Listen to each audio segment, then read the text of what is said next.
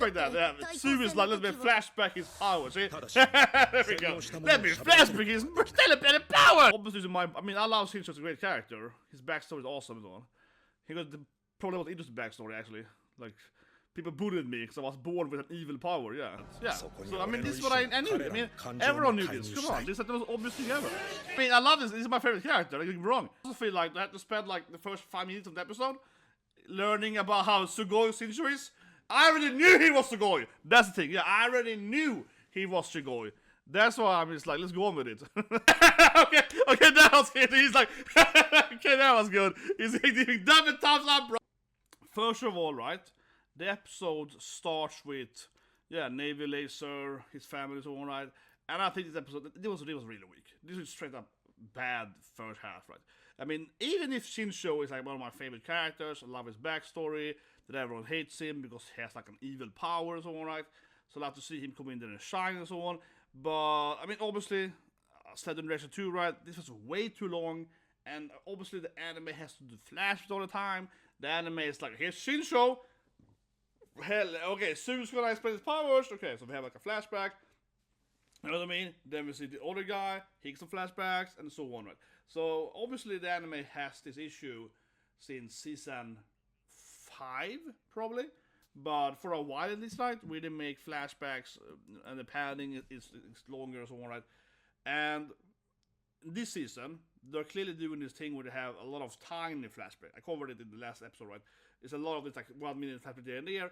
So this here in the manga is probably just a few pages, but suddenly in the anime it's like 10 minutes because we have to have everyone has a flashback and so on, right? And it takes a lot of pacing. It was just very obvious that it was Shinjo doing it last this episode, so it felt a little bit like redundant. Whatever. Oh yeah, yes, sure, he did it. I love the scene though when he was like double thumbs up in Navy Laser. He was like hiding behind him, like yeah. It was pretty cute though, but still a little weak from an actual story aspect. It was a little emotional. He's just like, yeah, no one believes in me and so on. So you know what I mean, but it wasn't like super important to really see it. And then the episode of course got here we go! Yes, this is a secret trainer and it's a call for the video place. Yeah, she's like, revenge! She probably dies too. Probably will kill Miruko. But yeah, they really beat like a Shigaraki prison. It's interesting. Yeah, I guess, yeah, it's just the supporter guys being like, yeah, I guess it's like Hashima and the guys there's down underneath them being like, yeah, and of course cemented. Oh, and I guess more bits and stuff. It is so advanced! This prison! Best is like, yeah, that's right.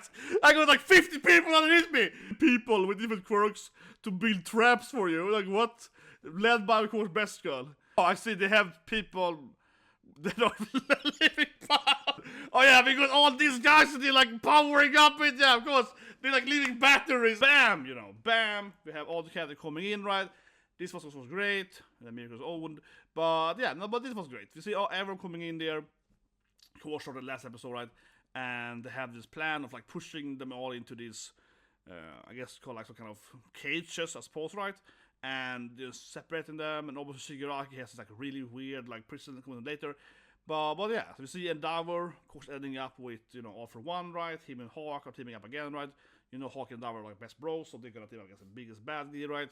And they can separate them around, so like, okay, Burning is a fight against GABI because she got firepower and so on. So they're gonna setting up all the different fights, right? And the episode didn't really hit, I'll say, the apex of the tournament or whatever, right? But it certainly felt like, honestly, like a tournament arc. Yeah, this felt like a straight up tournament arc, right? Like we see all the characters coming in here. It's like Miruko flying in, it's Burning, Fat Gum, you know, whatever. Yeah, like I see all these characters coming in, and it really felt like basically a tournament arc, which is like all the characters are spread around. Am I the only one? It really felt like a tournament arc, seriously. I mean, I'm not saying it's bad, I'm just saying that this is basically like an evil tournament arc where we're taking every character, like everything Burning, right? Burning's gonna fight Dabi, good with fire powers. Miruko's gonna fight Shigaraki so she can die, of course, you know what I mean? They're gonna have that, yeah, but basically, they're setting up all the different, you know, setting stones, right, for the different characters, which of course is like, basically a tournament arc, right? And I guess there's some kind of like typical like superhero logic. I think Marvel does it a lot as well, right? Always on the Spider-Man and so on, where like I said, like okay, obviously the Fire Girl will fight the Fire Boy, and you know it's a lot of that, right? It's a lot of that like, you know, quirk matchups, right, and somewhat emotional matchups and so on. So that was great, right? And then of course we see Shigarakis, and man, the Shigaraki thing, I just found it hilarious. Yeah, Shigaraki thing. To begin with, I just found it hilarious, guys. You can't tell me it's absurdly plot hole in a way. It's like all of the characters are like underneath. It's like 50 people underneath the fight doing like, oh, I'm a battery. Oh, I'm doing like I'm building metal or something. It's just like the whole half the country is there like constructing stuff or something. It's like Jesus Christ. I mean, it just really cracked me up, but it was hilarious. It was just so overkill, having everyone collaborate. But honestly, it does feel like a massive plot hole. Because, like, think about it this way. How would you construct everything? Because, honestly, it's kind of like a black hole, right? They don't have this island, this flying island, right? Like a week ago, right? So how would they construct... How would they go from, you know, this black hole of, like, okay, we want to float and stuff... and then construct this like huge building and have everything be there and so on. You know, they're gonna construct this like Miruko, Shigaraki fight, have it. Here it comes! Ultimate waifu! Miruko-chan! Cyborg Miruko! Look at that face, baby! Probably die soon though. This is almost Miruko! Daughter hates Miruko, Jesus Christ. I'm so worried, because I know he hates Miruko. It's just crazy. It's being erased. And now of course, double erasing.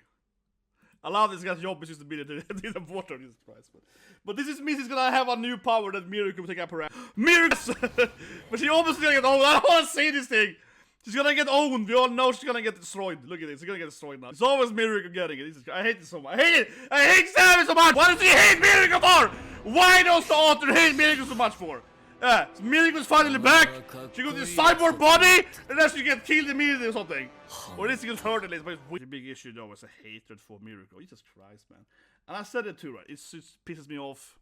Of course, she's the best waifu in the anime. You know, social stripes all over again. No, but honestly, I do think it's bad writing. Not only because, okay, Jesus Christ, can you stop hurting Miruko? She's a worf, right? You know, the Miruko effect, the worf effect. But honestly, it started to get like really bad writing.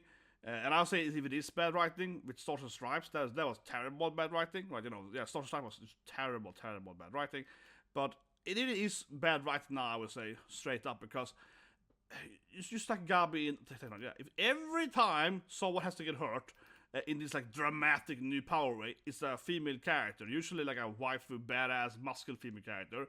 Especially them, you know, Miruko twice, Stars and so on. Yeah, it happens every time with them, and then you're like, then it gets predictable, right? It gets predictable. Because if the author, okay, he's gonna show that Shigaraki has a new power, well, of course, it has to be Miruko takes up her, you know, yeah. Of course, it has to be Miruko that gets smashed by his new power, you know what I mean? And that to me is like, no, actually, it's just straight up bad writing. Because I'm not shocked anymore, right? I'm not shocked that he has some new evil power that could hurt Miruko. If he had hit best jeanist with the power, that would be more surprising, because it's always Miruko, you know what I mean? So it's like, no, it's just like GABI, it's always GABI, it's always Miruko, yeah. It just started feeling like, oh, it's predictable. It's predictable, it's annoying, it's so obvious. So that was pretty terrible. But honestly, in a general sense, I do think his powers are just ridiculous, yeah. I think they haven't built up his powers at all. I think Shigaraki is like a walking... I don't say it's a plot hole, but I think it's kind of ridiculous, the whole thing. I said it less than two. I'm not a big fan of how he went from having this like really, you know, destructive power after decaying, then he got powered up, and got powered up again, and now it's like, because now it's just like, even if, you know, Eraserhead and Mimic is like, you know, they got like double Eraserhead power on him, right, because his Mimic is power, whatever, however, half power, whatever it is, but basically it's like 1.5 eraser erasing him, right? And yet this guy is like, oh yeah, I have this physical power. I can like grow out my arm and be like this big, and I can do things. I mean, it's starting to feel just like a Deus Ex Machina power up for Shigaraki, right? Where he's just like, oh, even if you're erasing me, even do this thing, even this thing, even if you have electric power, even if I can't move on this ground or whatever, I still have 11 other quirks that can. Yeah, it's just getting a little bit obnoxious. So he's just like, oh, I got another power up, you know. I got another power up. Yeah, it's like, okay, how many power ups does the guy have, you know? It's starting to feel a little bit like, okay, whatever then. So yeah, I don't know. I don't think it is really motivated how he can have so many different powers. or how he can just ignore the attacks on him. I think an issue with it, and I mean it very, very seriously, I think a big issue with Shigaraki now, and I mean 100% big issue with him, is that it's very hard for me to scale how much damage he takes right now. He was fighting, obviously, Social Stripe, and she died because of bad writing, whatever. And he just felt like, I have no idea how much damage she did to him, or didn't do to him. She kind of like cursed him, right? And then he was like, whatever, I'll take it. And now he's fighting Miruko, and he's being a Razorhead at the same time. Yes, he owns Miruko like nothing, because Miruko was a woman, apparently, she had died, but whatever, right? And it's just like, I have a very hard time, really hard time, judging the power of Shigaraki and feeling like nothing actually matters with him, right?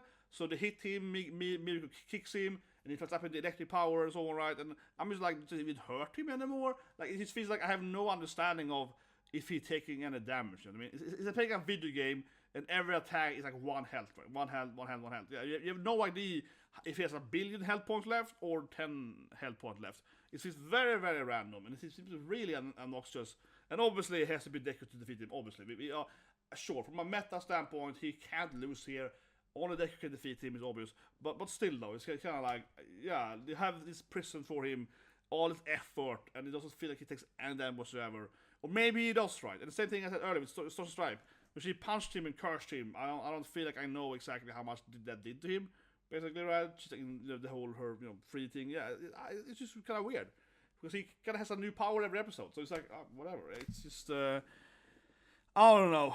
I don't think it's not a good thing, right, for any kind of storytelling when the bad guy just has infinite power, basically. Or in his case, it's worse because he got infinite new powers, yeah, which is even more confusing for me as a viewer because I just can't judge, how much he gives up, right?